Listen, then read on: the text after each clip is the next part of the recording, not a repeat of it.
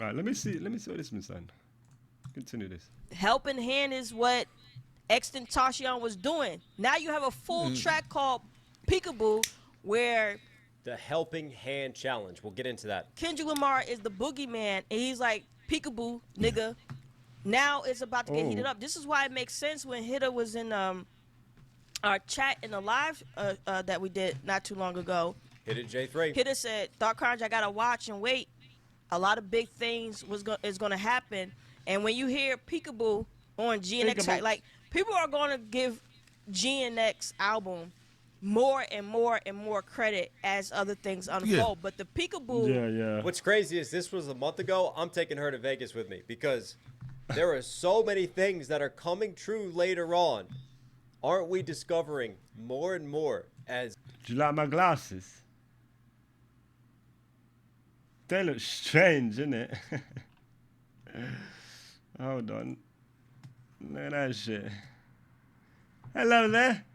They look so bright. Oh, bro. Oh, brother. Oh, brethren. Now they look very, very big. No, very bright. They look very bright. Very bright indeed. Oh, Heavenly Father. Let me switch back to where I was. And boom goes the dynamite. Yeah, because look, he's got him down there. Let me jump over there.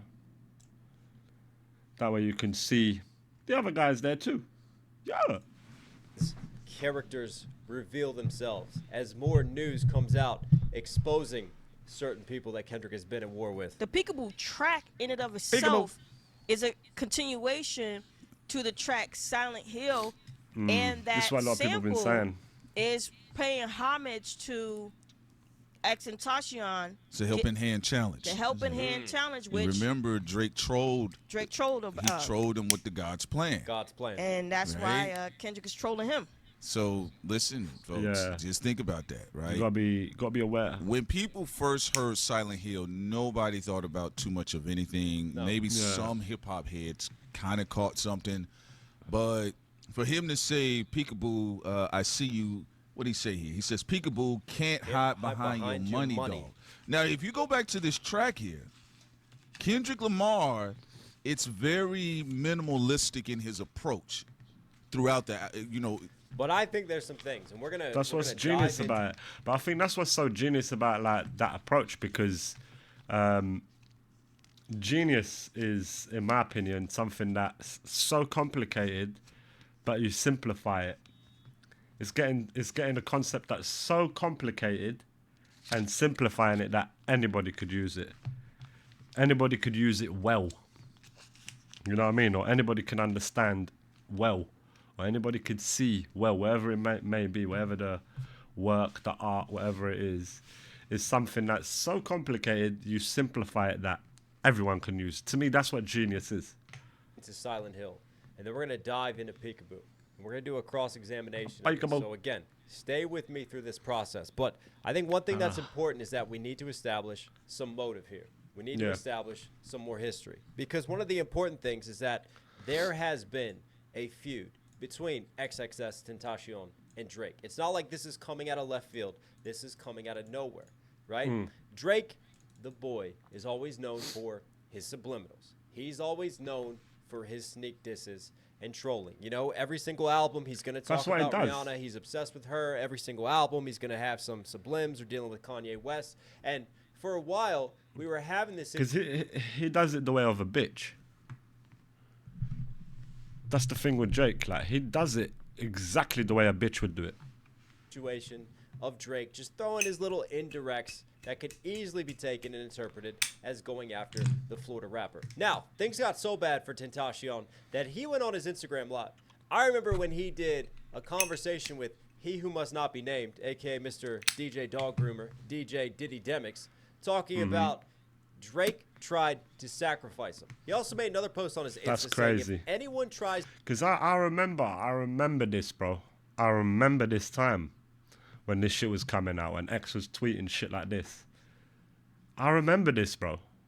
To kill me, it was, and he tagged Champagne Poppy, aka Drake, saying he's gonna snitch right now. Now, I know he deleted that after he posted it, but again, that is a very wild public thing to say and to put out there into the world, right? You don't just say that out of nowhere. You don't mention things like that unless you're really feeling worried about your security. You're feeling a type of way, because we all know. Yeah, that's like such a strange thing to tweet. How serious of an allegation and accusation that is. And he wanted to put that out there into the world. Now, that was before his death. Rest in peace. And he died on the 18th of June, 2018. Less than a year later, what does Drake do? He goes on tour in Europe, and he titles it The Assassination Vacation Tour. Who did he assassinate? What the fuck, Who's bro? he taking a vacation from? And Thought Crimes talks about this, and what's wild to me is if you look at the logo, it's got a palm tree in the crosshairs. There are no palm trees in Toronto. I can think of a place in the United States where palm trees are very iconic. I'm talking about Florida. I'm talking about the home of Tentacion. And Drake's not an idiot. God he knows damn. exactly what he's doing by titling it in that way, right? Think about it. Labeling it as an assassination suggests that he put out a hit. And if you look at Mr. Mob Ties' music, if you look at the stylistic changes over the years of Drake's music, from going from this like pining after woman, love boy who always like, he used to do the melodies, he used to make the lover boy music, and then suddenly he turned into a gangster. What the fuck?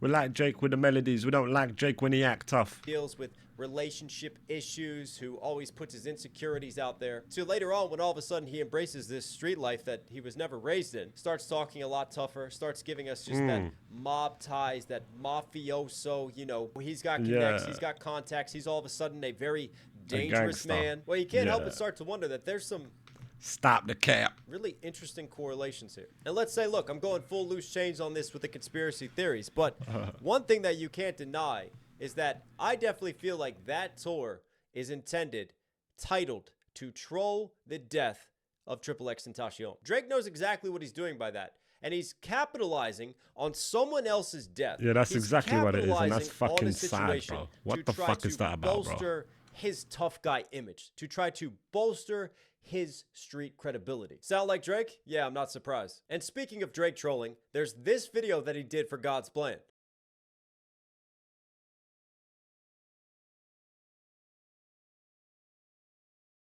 Now look, I didn't play the volume because I just feel like being a hater today, but basically throughout that video, he takes money and he uses it to give it to people who need it. And he films himself in these situations, giving out money, giving out donations. And a lot of people at the time saw it as a subliminal diss, saw it as a greater troll of Tentacion's Helping Hand Challenge. And throughout that challenge, Tentacion would go out into his community, would go out into... Yeah, I don't even think it'll be, I don't even think it's like...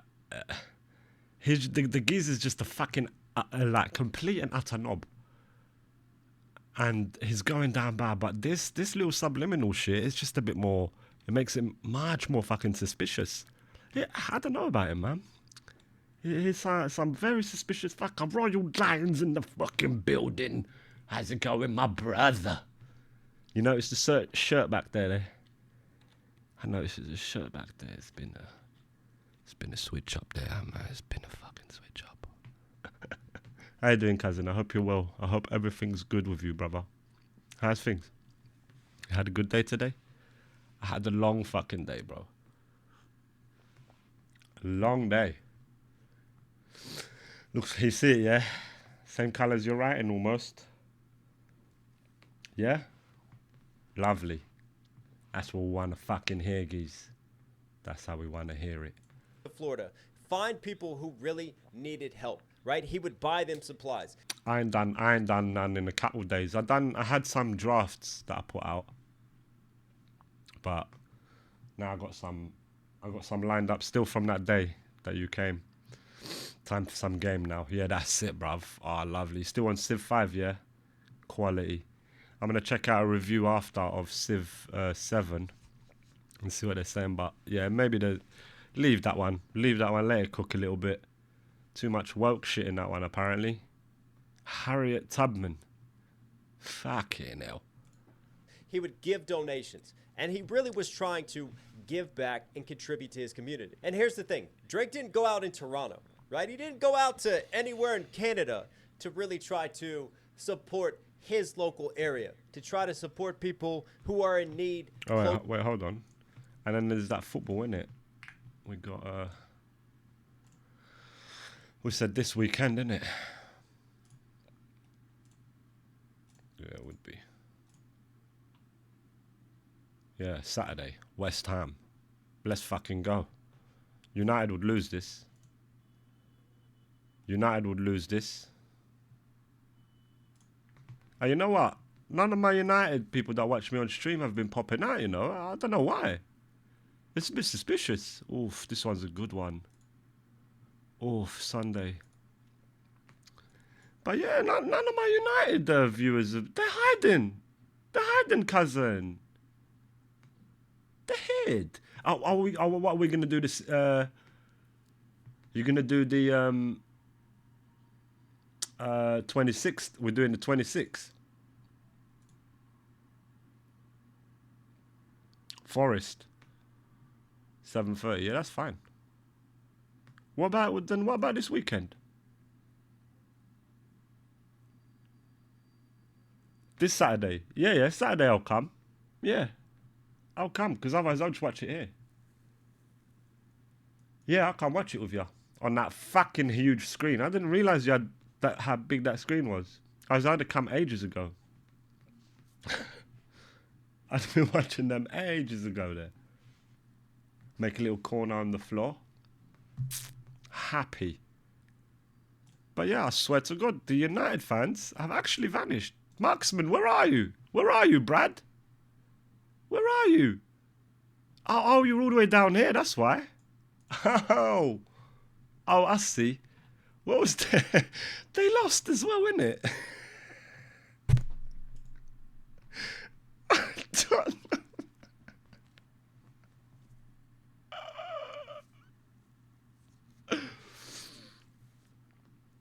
Trust me. Yeah, do us a review, father. What should I do a review of? Of your listing. Send it.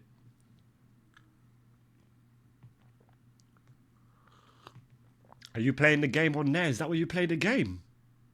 Serious fucking man. Because you could do that, you know. You could hook up the laptop on there. Is that what the geezer's busy with, doing it like that? Fuck. Look how shit United are. United are bare shit. This will be a good game, you know, West Ham Arsenal. This will be a good game. No, that's what I'm saying. Yeah. That's what I'm saying. Are you playing it on that big screen? That'll be fucking next level. Because that screen's huge. Yeah, that's sick. You need to send me a picture. Send me a picture of like the laptop and then the screen in the background. That's a mazza. Closer to home or closer to him. No. That's the way to do it, though. Where did he go do this? What area do you think he went to in order to give out his donations, in order to provide I'm freezing. His help? He went to Florida. It just feels like a very big macro Drake flex. Suspicious. So that's cute. You donated to your area, but you can only give so much. I tell you what, I'm going to come down and I'm going to show off my wealth, and I'm going to show off how I can really make a change, which is a very passive-aggressive. I swear to God, bro, when that God's Plan came out, I thought, yeah, it's a good song. God's Plan. God's Plan. God's Plan. That's about the limit of what I know about that song. But then I remember seeing the video and like seeing him give money out to people, and I thought, bro, there's something cringe about this, because when you really give, you don't have to show. Like, you actually don't show. And he's out there filming it. He's out there filming a whole music video of him giving money to people. For me, there's something suspicious about that. For me, it's fake like that, you know what I'm saying? Oh, yeah? Okay. That other one that you gave me was lovely, bruv.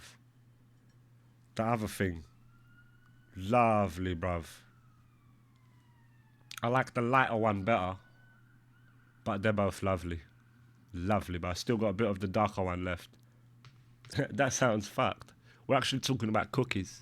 Drake type of move. It's a backhanded sort of insult and way of uplifting himself, showing that he's doing something good. It was a feel-good video. It was That's a 'cause feel-good Drake's a story. little He got bitch, so many that's why. accolades from it. But at the same time, it feels like that there's just some more sinister intentions Lovely, to that, bruv. right? It's sort of like with the light, well, there's some shadows underneath of all of that.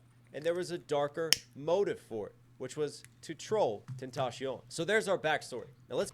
It's like, yeah. Troll someone who's dead. Huh? And make it seem like you assassinated him. Huh? But why? For what reason? It's all for the facade, isn't it? It's all for the fucking facade. Let's go dive into some of these lyrics from Silent Hill first. Peekaboo can't hide behind your money, dog. Peekaboo can't hide behind your money, dog. What did Drake do in God's plan? What did he do to troll all he done. Tentacion?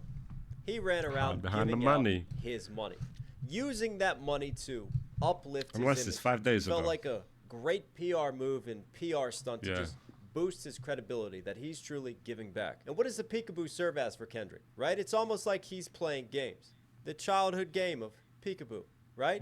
Trying like I to see you. pop out, trying to spot someone, to surprise them. Kendrick sets up his surprise of peekabooing Drake, of popping out as the boogeyman throughout the beef with Drake and later on throughout GNX. And even these lines, He's Know the you a proper joke, my bitch. answers are close, I holla at the moon and shit.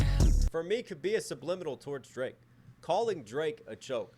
Him setting up that he's howling at the moon, right? The monster is getting ready to come out. The monster is coming. And the monster has eyes on his prey. And even referencing his ancestors. You know, what was one of the angles that Kendrick took against Drake, right? That Drake isn't tapped in with the culture. He's not tapped in paying homage. He's not tapped in with the heritage. He's a grifter to it all. No, for me, I swear to God, for me, you already know when they're like, they're not sincere and they're not real, is when they're, I swear, in my opinion, this is just my opinion, is when they're like child stars.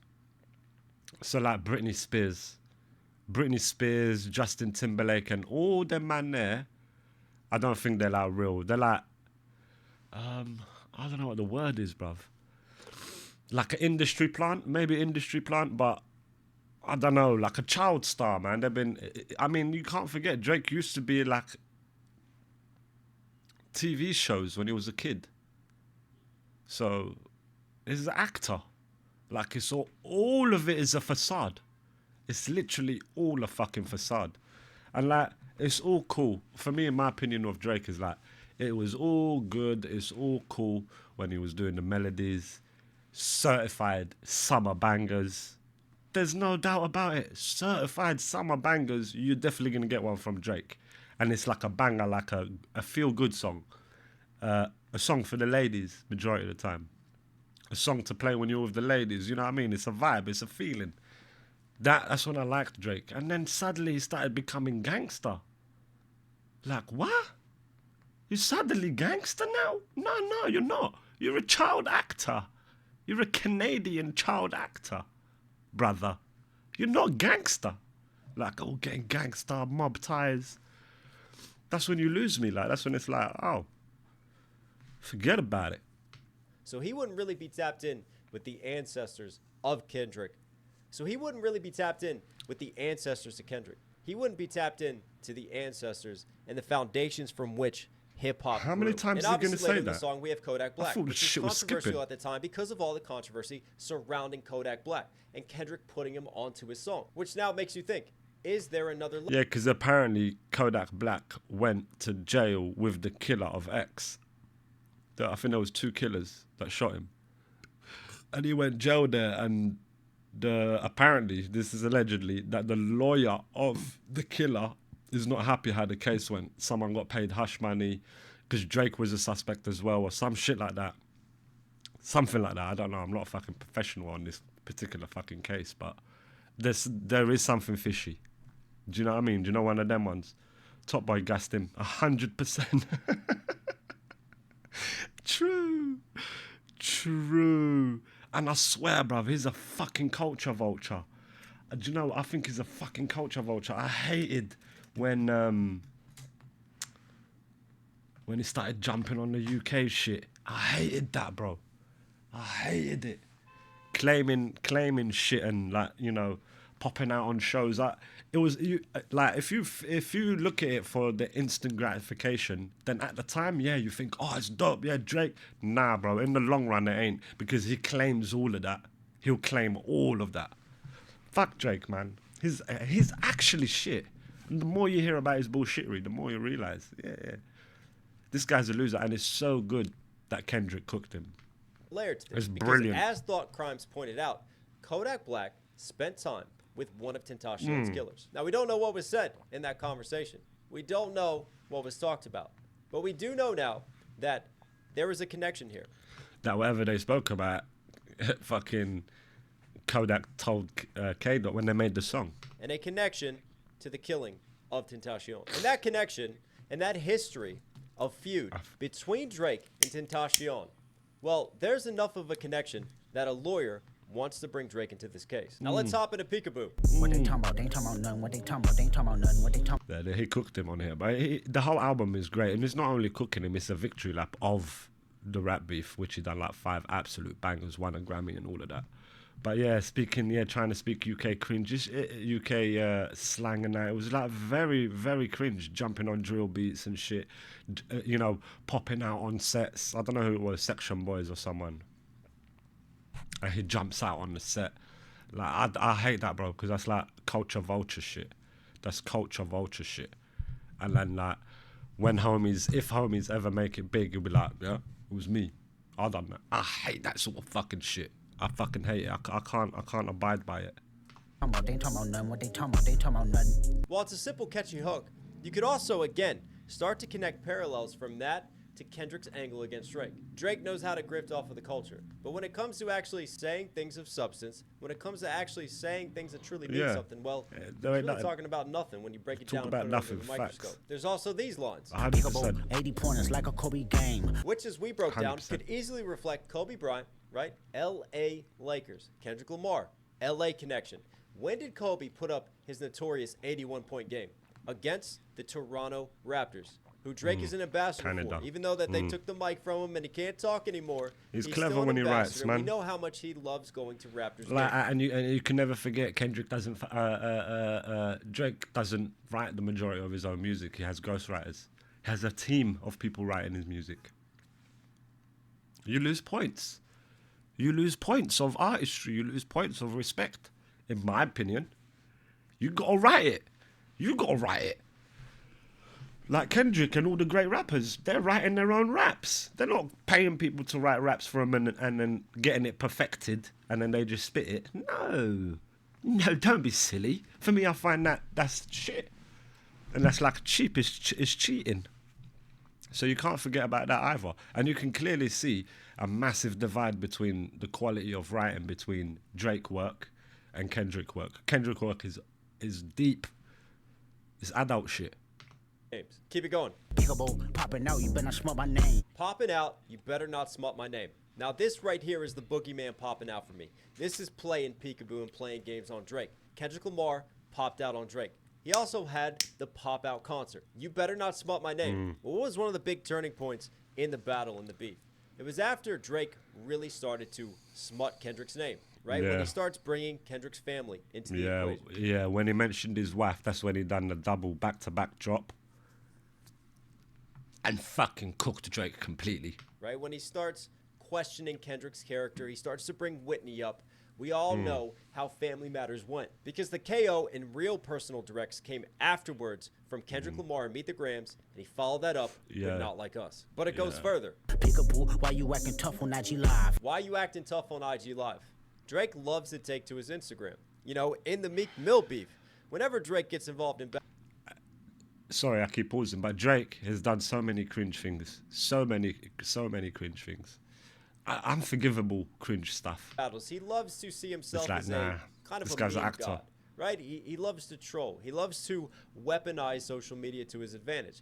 And one of the ways that he does that is through his Instagram Live and his little rants that he goes on.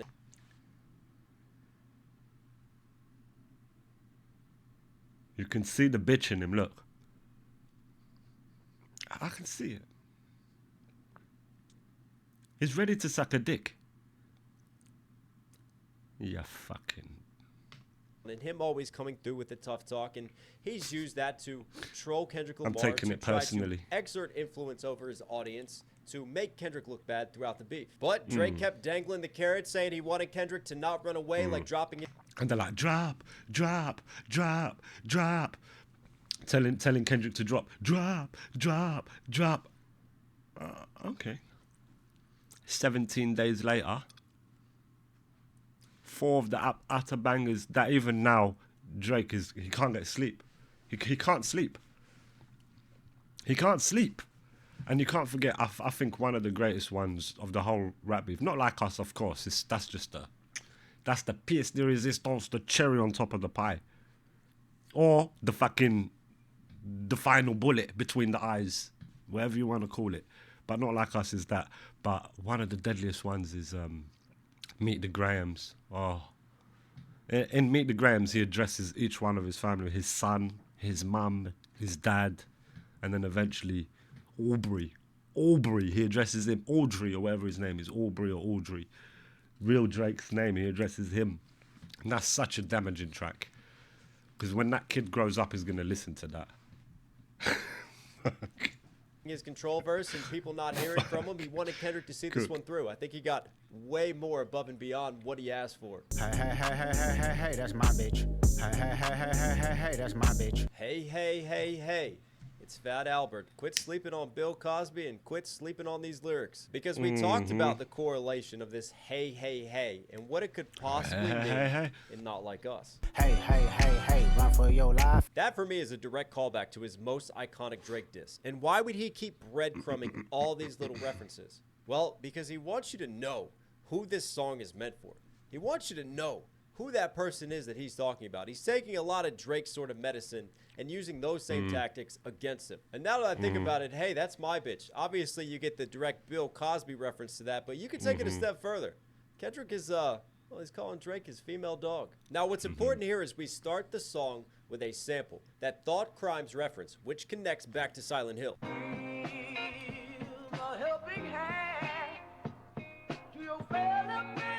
Not only is it a Give Me a Helping Hand sample from Little Beaver, but there's also a tie-back and a call-in once more. Yeah, see, I swear, this fucking Knox guy, a fucking genius. He digs in the lyrics. A helping hand challenge. There's stuff here that I didn't even think about. And he's like, he brings it, he highlights it. From Tentacion. It's very interesting that this is the intro. This is what sets the tone. And for Thought Crimes, for me as well, this is what makes that sort of, that synergy and that connection that Kendrick's known. He does it throughout album. You know what I say, Father? It's like, fuck American music. It's kind of facts. Right? And it It's kind of facts. Especially Drake. makes sense for him to tie. Actually, right now, the world cinema is America. The world is watching America and laughing and giggling. They're going, look, they don't even know what a woman is. Fat bastards. Albums together as well. But, you know, you have like, Yeah, bro, it's true. like a sample. You have a sound that calls back to a previous song. You have a message that calls back to a previous track. And therefore just continues that correlation. You know, you saw it with the Spanish guitars, the Spanish singing throughout GNX. But this feels like one of those moments of correlation from Kendrick. One of those deeper connections. And ultimately, this is a very West Coast vibe. There's a lot of West Coast slang to it. There's a West Coast balance. It's definitely a celebration of Kendrick's culture. Now, what does this mean?